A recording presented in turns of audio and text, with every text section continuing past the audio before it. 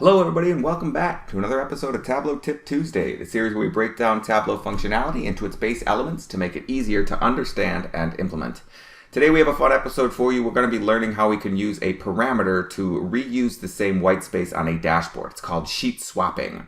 So if I go over here to this dashboard, we see the completed product where based on the value that this parameter passes to a calculation, it only displays one chart or the other. It's a great way for you to reuse that dashboard space that may be a little bit busy. All right, so let's go ahead and get to work. Come on over here. I have a map that's made. This is going to be one of the selections for our parameter, and we have a bar chart that's made over here. Now, we are going to be using a parameter so that we can pass that value to a calculation up here, because that will allow us to filter based on the selection that is made. So let's go ahead and see how it's built. We'll go here, we'll create our parameter. We'll call this map or bar 2, because I already have one named the same thing. Make it a value of a string, and we'll just add those values in here, map and bar.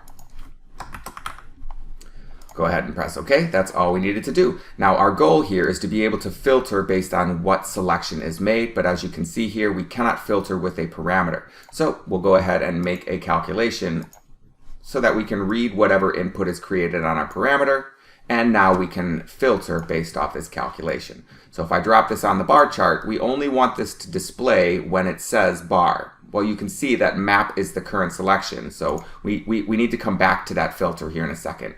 We need to show our parameter control so that we can tie the value of bar right here with the bar chart.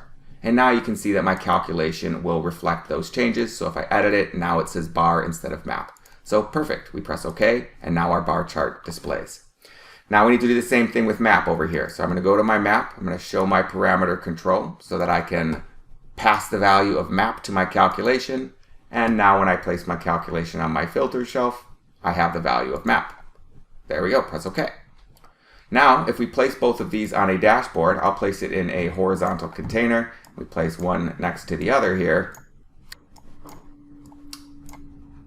Place our map out there, place our bar chart beneath, and now you can see that it's going to only display whatever chart we dictate in this parameter right here.